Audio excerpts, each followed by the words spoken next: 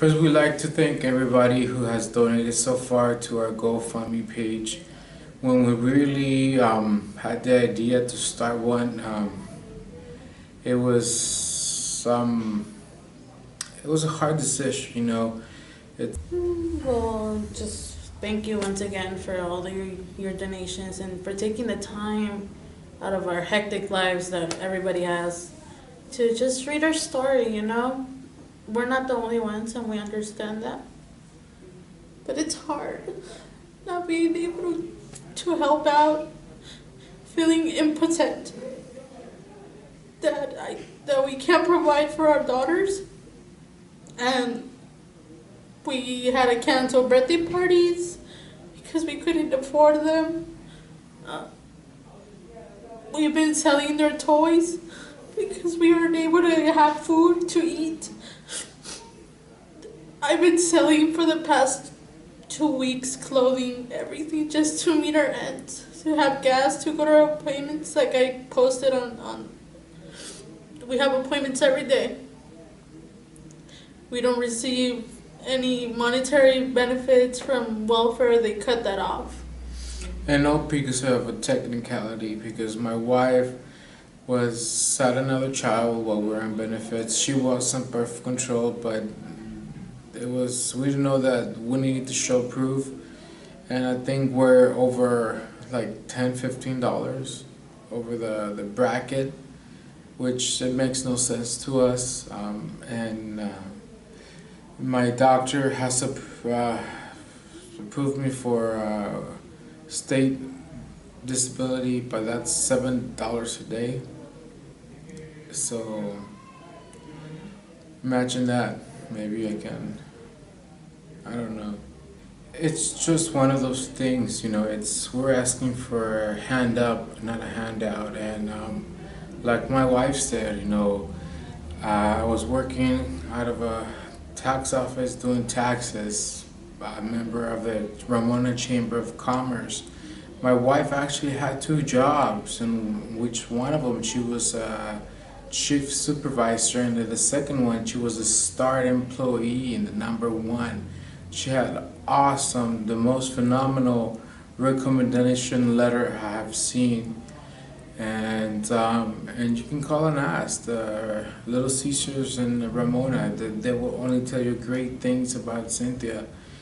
And at that time my wife was still able to work, and she got injured, and unfortunately the people that she was working for, which was Dunkin' Donuts, were not the best people on providing direct information, help, and have made this process, I wouldn't say hell, but very close to it.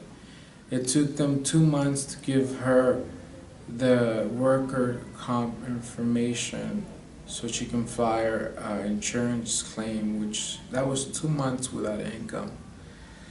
But that was a year ago now, and now with litigations, it was supposed to be nothing, and now it was 1 surgery, then 1 surgery turned into 2 surgeries, and now we don't know where my wife's condition will end up being.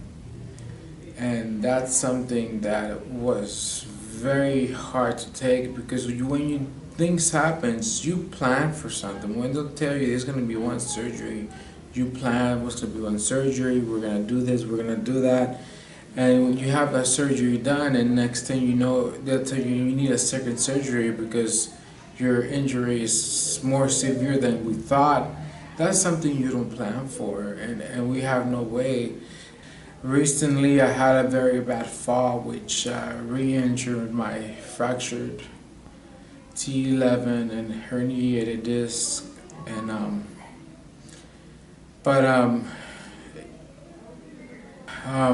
life has been very hard. You know, I've been limited to wheelchairs, walkers, canes. If I even injured, I still volunteer at the Register of Voters. I volunteer on the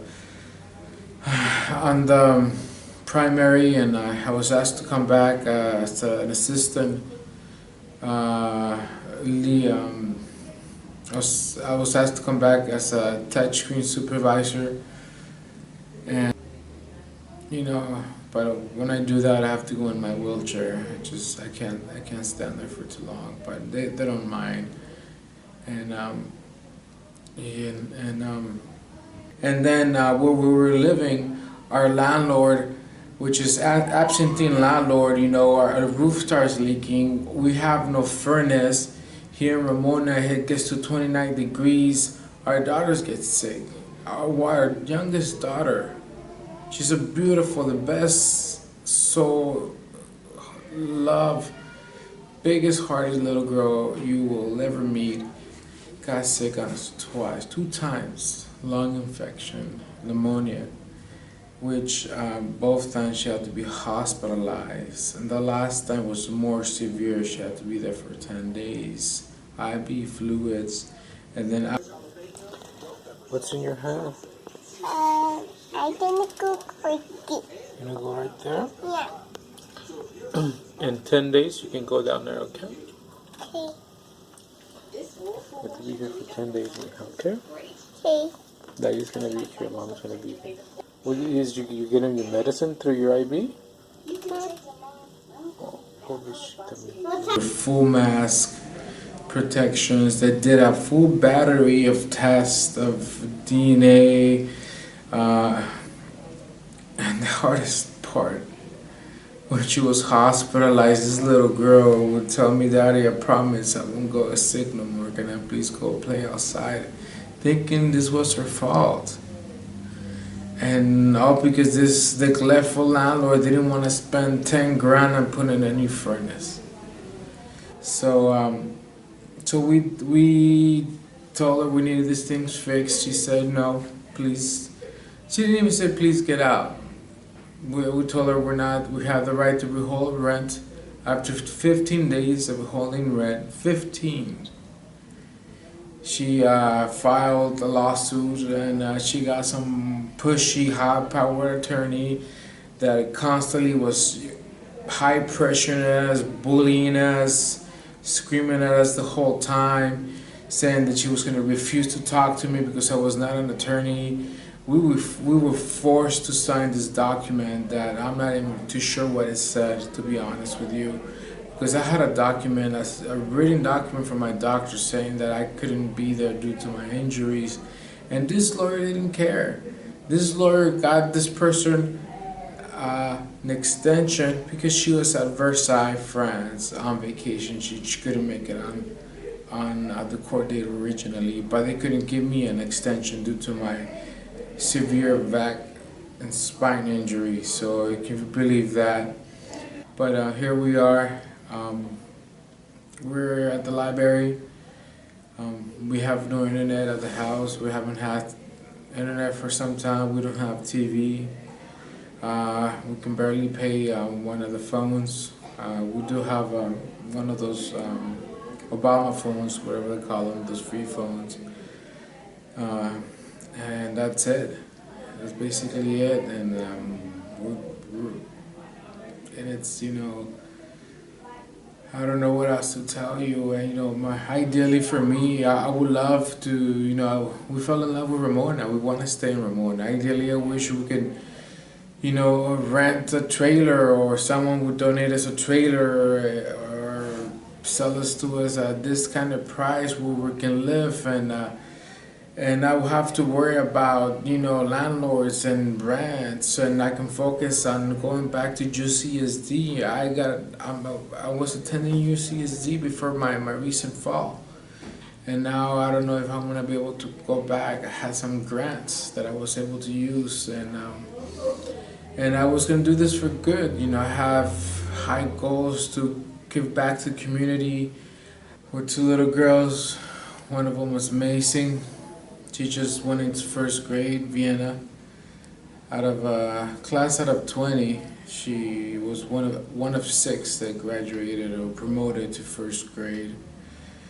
She says she wants to be, I don't know, she wants to help people. I told her she should be a judge. She has good good strong head, and you know, we need good judges to make good decisions, to do justice for people, you know, to let the good people go and really put the bad people in.